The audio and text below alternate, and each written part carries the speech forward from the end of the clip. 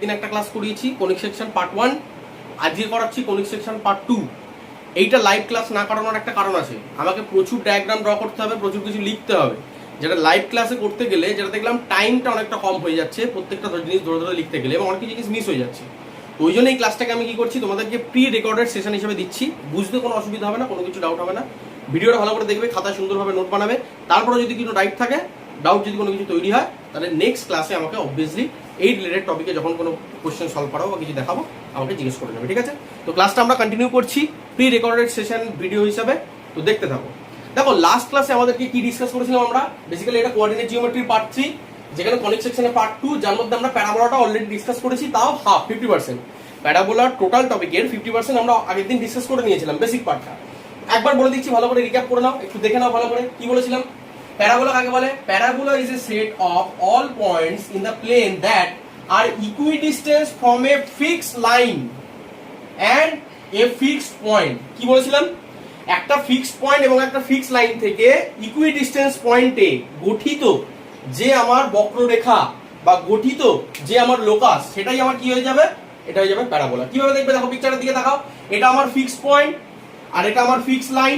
Fixed পয়েন্টকে বলা হয় technically focus, fixed লাইনকে বলা হয় ডাইরেক্ট্রিক্স। তাহলে এই পয়েন্ট আর এই লাইনের থেকে ইকুইডিস্টেন্স, দ্যাট মিন্স এখান থেকে এটা যতটা ডিসটেন্স, ঠিক এতটাই ডিসটেন্স এখান থেকে এখানে যদি আমরা ড্র করি, এরকম ভাবে যে কোনো লাইন যদি আমরা ড্র করি, তাহলে প্যারাবোলা হবে সেরকম কার্ভ, যে কার্ভের যে কোনো একটা পয়েন্ট যদি নিয়ে নাও, সেই পয়েন্ট থেকে এখানে এই ফিক্সড পয়েন্ট একটা লাইন টানো, আর সেই পয়েন্ট থেকে এর উপর একটা পারপেন্ডিকুলার লাইন টানো। দুটো ডিসটেন্স যদি ইকুয়াল হয় তবেই সেই স্পেশাল টাইপের কার্ভটাকে বলবো প্যারাবোলা। যদি না হয় তাহলে বলবো প্যারাবোলা নয়। তার মানে এখানে এই কার্ভের যে কোনো একটা জায়গায় যদি এই ক্যারেক্টারিস্টিক স্যাটিসফাই না করে, তাহলে সেটা প্যারাবোলা হবেই না। আর প্যারাবোলা কাকে বলবো? যদি এই প্রত্যেকটা জায়গাতে, প্রত্যেকটা each and every point within that particular curve, যেখানে এই প্রত্যেকটা কার্ভের মধ্যে প্রত্যেকটা পয়েন্টকে এই যদি ক্যারেক্টারিস্টিক স্যাটিসফাই করা হয়, তবেই সেটাকে বলবো প্যারাবোলা। তাহলে ম্যাথমেটিক্যালি আমরা বলতে পারি, ইউ ক্যান সে দ্যাট, যে এখান থেকে এই ডিসটেন্সটা, that means FP1 definitely equal হবে কি P1 D1 এর সাথে। সেম ভাবে তার মানে এখান থেকেও বলতে পারি FP2 এটা সমান হবে কার সাথে? P2 D2 এর সাথে। সেরকম ভাবে P3 D3 এর সাথে সমান হবে FP3। এরকম ভাবে তুমি ইনফাইনাইট পয়েন্ট যদি ড্র করো, তাহলে তুমি ম্যাথমেটিক্যালি এইভাবে বলতে পারো যে এই ডিসটেন্স আর এই ডিসটেন্স সমান, এই ডিসটেন্স আর এই ডিসটেন্স সমান, এই ডিসটেন্স আর এই ডিসটেন্স সমান। তাহলে এই ধরনের নেচারের কার্ভকে আমরা কি বলবো?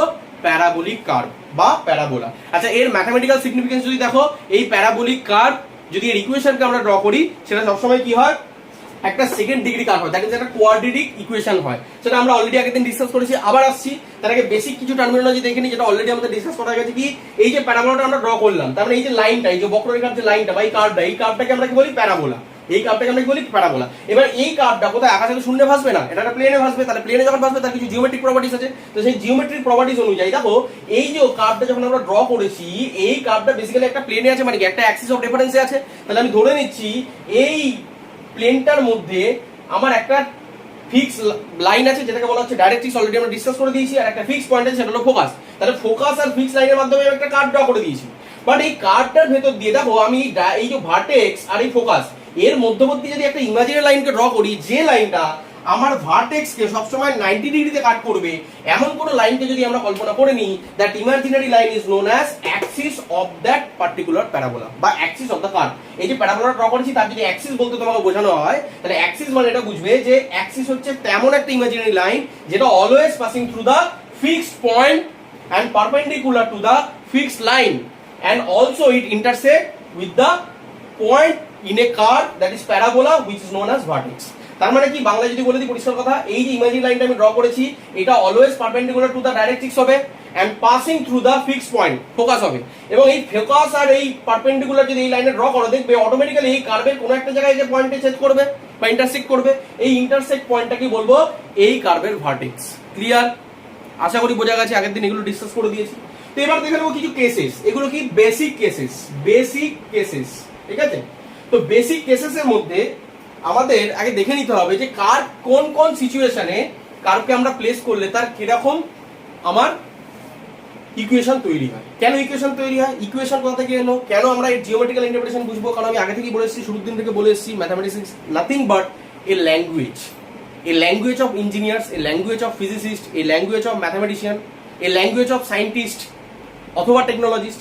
তাহলে তুমি যে গ্রাফটা ড্র করলে, তো তার করসপন্ডিং তো একটা ম্যাথমেটিক্যাল রিপ্রেজেন্টেশন চাই, যেটা গ্লোবালি অ্যাকসেপ্টেড।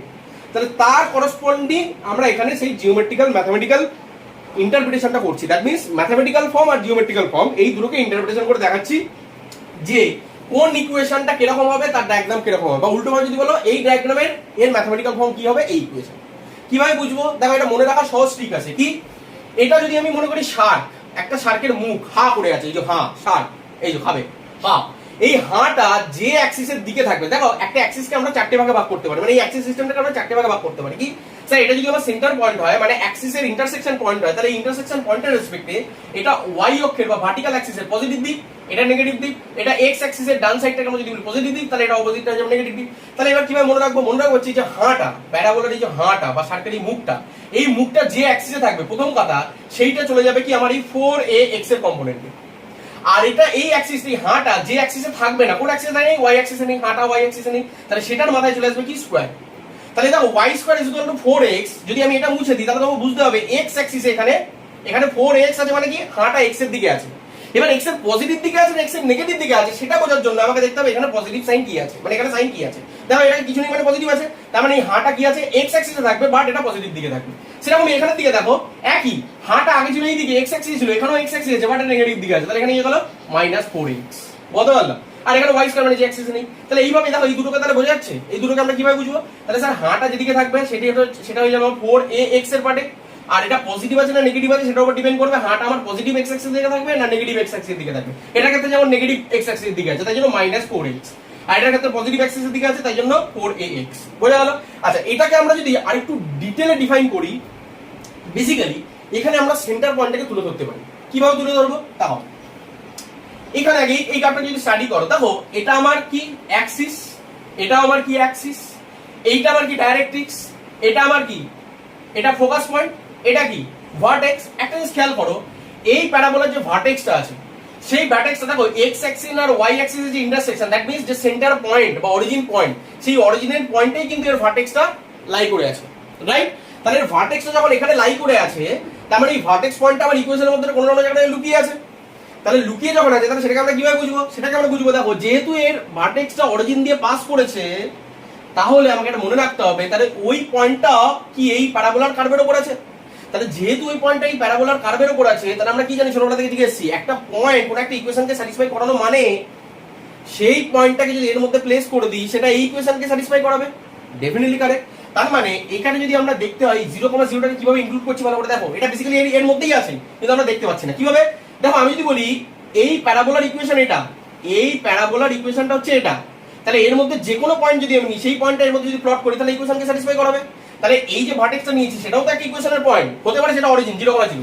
তাহলে এটাকে যখন এর মধ্যে প্লট করব, কিভাবে প্লট করব? দেখো y - 0 তার whole square is equal to 4a into x - 0। তাহলে এই জিরোটা লেখাও যা, না লেখাও তাই, তার মানে এটা লেখাও যা আর এই আগের লাইনটা লেখাও তাই। তার মানে আমরা লিখলাম না, এটা লিখে দিলাম এইভাবে, বাট বেসিক্যালি এটাই কিন্তু এর ফর্ম কিন্তু বেসিক্যালি এটা, যেটা কি ডিফাইন করছে যে এই প্যারাবোলাটা x মানে হচ্ছে আমার x এর দিকে হা করে আছে, এখানে পজিটিভ আছে মানে পজিটিভ দিকে হা করে আছে, 4a তো কনস্ট্যান্ট, কিছু বলার নেই, আর এখানে x - 0 আর y - 0 রিপ্রেজেন্ট করছে এটাই যে ওর ভার্টেক্সটা পজিশন কি, দ্যাট মিন্স ভার্টেক্সটা কোন জায়গায় আছে। সো এখানকার ভার্টেক্সটা কোথায় আছে? এই x, y এই ইন্টারসেকশন পয়েন্টে দ্যাট মিন্স অরিজিনে আছে। তাহলে এম ভাবে এই কাপটাকে বলতে পারি, তাহলে এটা কি হয়ে যাবে y - 0 তার whole square is equal to -4a into x - 0। তাহলে সেম ভাবে এই দেখো এটা হয়ে গেল x অ্যাক্সিসের পার্ট, এবার y অ্যাক্সিস একই ভাবে ইকুয়েশনটা জাস্ট বদলে যাবে। এবার হাঁটা কার দিকে আছে? পজিটিভ y এর দিকে আছে, তার মানে 4a এখানে y হবে। কোন দিকে? পজিটিভ, কেন? এটা পজিটিভ দিকে আছে তাই এখানে পজিটিভ হলো। আর এখানে দেখো হাঁটা কোন দিকে আছে? y অ্যাক্সিস দিকে আছে, মানে নেগেটিভ দিকে আছে, তাই জন্য এখানে কি হয়ে গেল -4ay হয়ে গেল। বুঝতে পারলে? তাহলে এটাকেও চাইলে তুমি যদি এইভাবে লেখো তাহলে কি লিখবে? এর যদি আমাকে এখানে দেখো এটা তো সেন্টার, এটাও x অ্যাক্সিস এবং y অ্যাক্সিস কে ইন্টারসেক্ট করেছে, তার মানে অরিজিন এটা 0,0। তাহলে এই পয়েন্টটাকে আমরা এই কার্ভের মধ্যে ইকুয়েশনকে স্যাটিসফাই করাতে হবে। তাহলে এখানে কি লিখতে পারি? তুমি বলতে পারো স্যার x - 0 তার whole square is equal to 4a into কত হবে?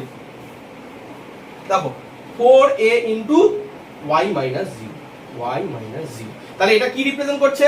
এটা আমার রিপ্রেজেন্ট করছে কি x - 0 তার হোল স্কয়ার, মানে x এর স্কয়ারের দিকে আমার কার্ভটার হা নেই।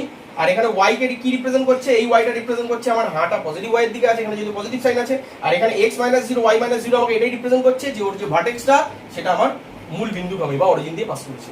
বলতে পারলাম? তাহলে সেম ভাবে এটাও একই জিনিস, এটা পজিটিভ দিকে ছিল হাঁটা, এর হাঁটা নেগেটিভ দিকে আছে ওয়াই অ্যাক্সিস, তাহলে এটা হয়ে যাবে x square is equal two 4ay, but এখানে যেহেতু নেগেটিভের দিকে হাঁটা আছে তাই জন্য মাইনাস, তাহলে এখানে ইকুয়েশনটা আমরা কি বলতে পারি, x মাইনাস 0 তার whole square is equal to minus 4a into y minus 0।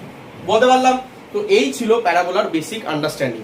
এরপরে আমরা যেটা করব সেটা হচ্ছে এর নেক্সট স্টেপে দেখে নেব যে এর অরিজিনগুলো যদি স্ট্যান্ডার্ড কেসে না থাকে তাহলে সেক্ষেত্রে প্যারাবোলাকে আমরা কিভাবে তার জিওমেট্রিক্যাল ইন্টারপ্রিটেশন আমরা দেখতে পারি। তো সেটা দেখে আমরা নেক্সট টপিকে জাম্প করছি।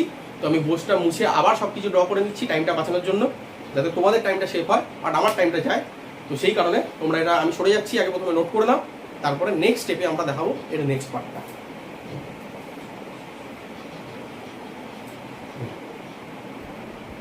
আচ্ছা, এবার একটা ইন্টারেস্টিং জিনিস দেখো, এতক্ষণ যা কিছু আমরা আলোচনা করলাম বা যে সমস্ত ডায়াগ্রামগুলো দেখালাম বেসিক কেসে,